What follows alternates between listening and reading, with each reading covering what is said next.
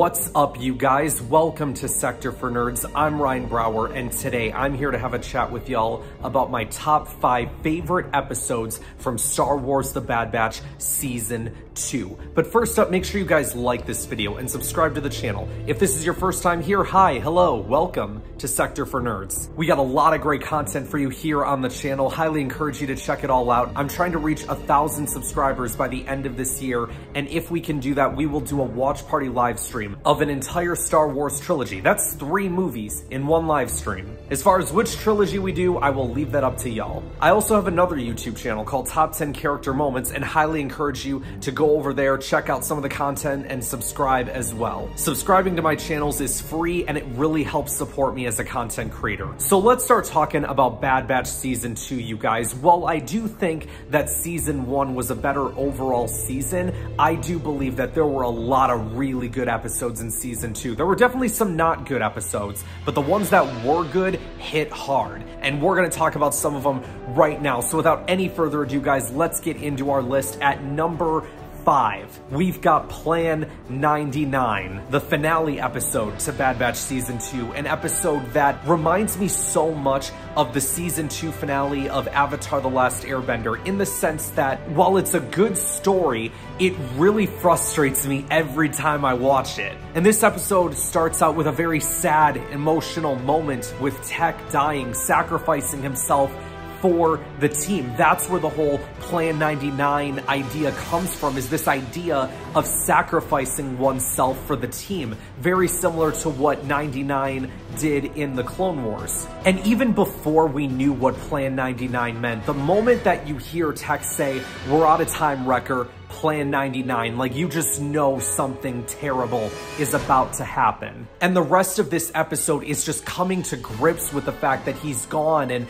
trying to figure out how do we move on with our lives going forward. And that's where Hunter brings up the idea of them going to Pabu and living there. Another thing this episode made me do is it made me hate Hemlock just as much, even more so, than Rampart. Because Rampart was definitely a scumbag, but watching Hemlock in this episode confronting Hunter and just him holding Tech's goggles, I was like, you son of a... Like I said, it's one of those things that really makes me frustrated. And then there's the whole question, right? Like, we've kind of been asking ourselves, at least I've been asking myself, is Tech dead? Is he not dead? But I guess that's something we will have to find out later. And another thing that this episode does well is it ends off on a nice cliffhanger that will lead us into Season 3, right? And that's the Bad Batch trying to find Omega, because she gets captured. Definitely a dark episode, but definitely a good episode to have on my list. At number 4, we have got The Clone Conspiracy. Funny thing was, this is an episode that actually had nothing to do with the Bad Batch, but did have to do with one Senator Chuchi. Not something I was expecting coming into this season, but it was definitely an episode that I enjoyed. And that's coming from a dude that doesn't like Senate stuff in Star Wars. I've just never found it that interesting. However, this episode, on the other hand, was an exception. Chuchi was out there putting in the work for those clones, you know what I'm saying? Like, trying to put together a pension plan, trying to make their lives better and treat them as honored soldiers that fought for the Republic, that fought for their freedom. Meanwhile, everyone else is just trying to cast them aside like they're a bunch of robots, like they're a bunch of pieces of trash that can just be thrown away. This was another heavy episode, but in a different way than the one we talked about before. We get a nice return of Captain Rex in this episode as well. We get him helping out Senator Chuchi. Obviously, he was there to help the clone that needed to be rescued, but he ended up dying, so Rex is like, all right, I'm just gonna help you out instead. And that leads us into the next episode, and ironically, my number 3 on this list, Truth and Consequences. This was a nice, you know, 2-part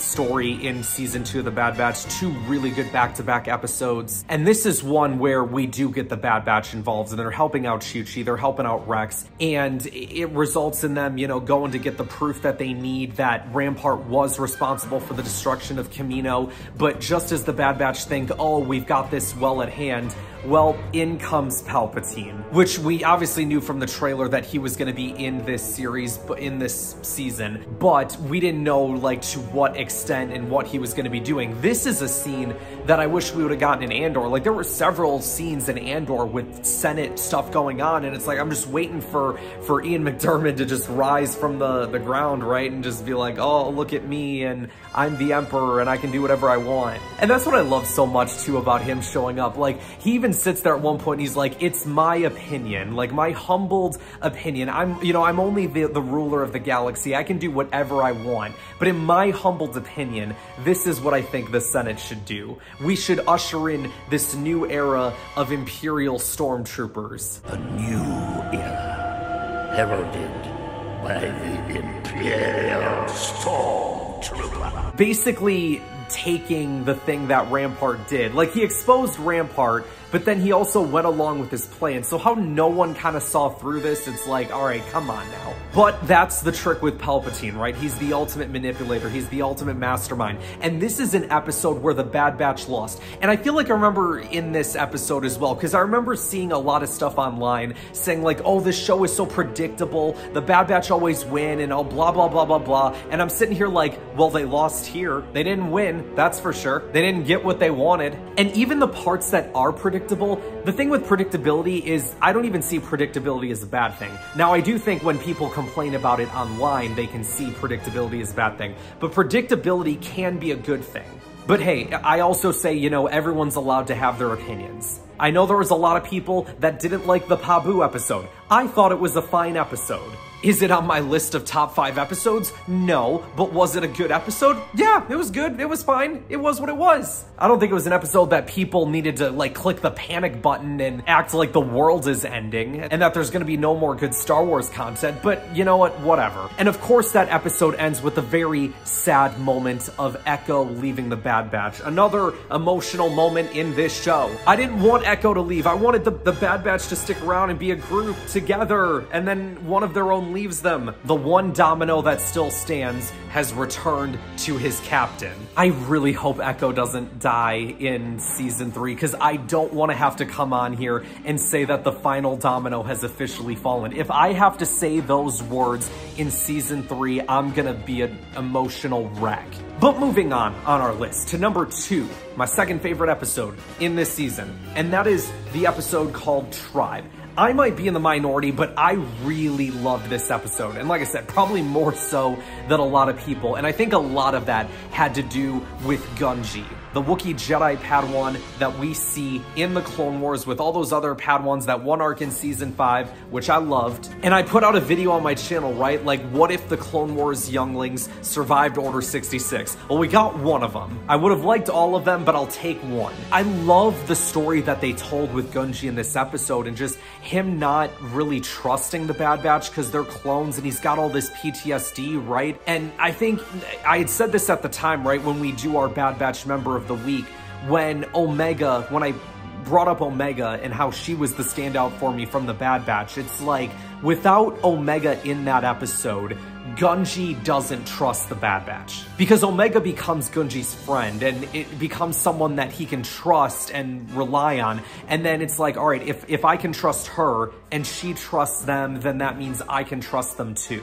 And I love the subtle like storytelling that they did throughout the episode, where like Gungi would just like look at the forest for a moment and he would just like let out a slight smile, like the forest is so beautiful, like before, you know, the Empire starts burning stuff down, of course. But it's stuff like that just I really enjoyed about this episode. And I loved the Kashyyyk lore that we got in this episode as well, talking about the trees and how the planet belongs to them and that they live in harmony with the people, and that there being sort of a mystical side of it that, you know, we haven't necessarily dug into with the television and movies. I loved everything about this episode, but there is one more episode that I liked just a little bit more, and that is The Solitary Clone. Another episode that had nothing to do with the Bad Batch. Well, it had to do with one ex-member of the Bad Batch, and that being Crosshair. But it was also about another clone, another commander, if you will, one that goes by the name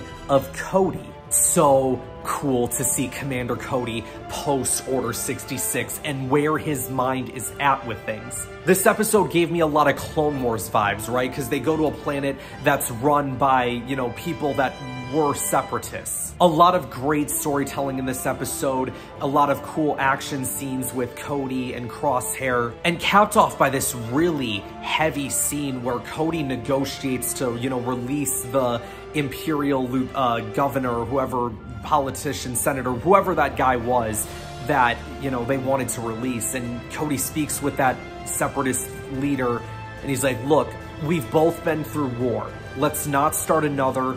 Too many people have left us. Let's resolve this without any more bloodshed.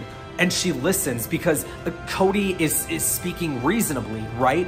But then you have the unreasonable Imperial that's like, oh, good, all right, way to get me out of this. Now kill her. And Cody's like, what? But no, I just negotiated for us to do this peacefully. And he's like, yeah, you did, but I didn't. Now kill her. Now Cody doesn't do it, but Crosshair does. And I'm like, son of a gun. I really wanted her to live because I liked that character and I wanted to see more from her. And I wanted her to live and resolve things with Cody and see where it took them. But I think it was also that moment where the switch finally went off with Cody. He's like, all right, I can't do this anymore. And that's when he decides to leave, right? I love the idea at the end of the episode. You see the clones throughout the entire episode, the clone troopers. But then once that mission is over, they're all going away. Who shows up? Not any more clones, but the TKs. The people that are supposed to be replacing them. We hear from Rampart that Cody ends up defecting, and that's really the moment, right? Where Cody understood it. Crosshair, like, understands it slightly, right? Even though he still made the wrong decision. But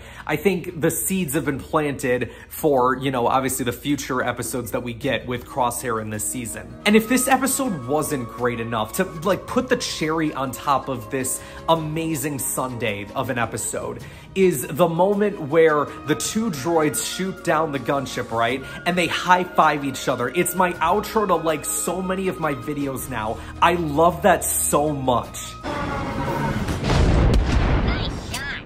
It doesn't matter how many times I see it because I put it into every video. So I see it at least like multiple times a week.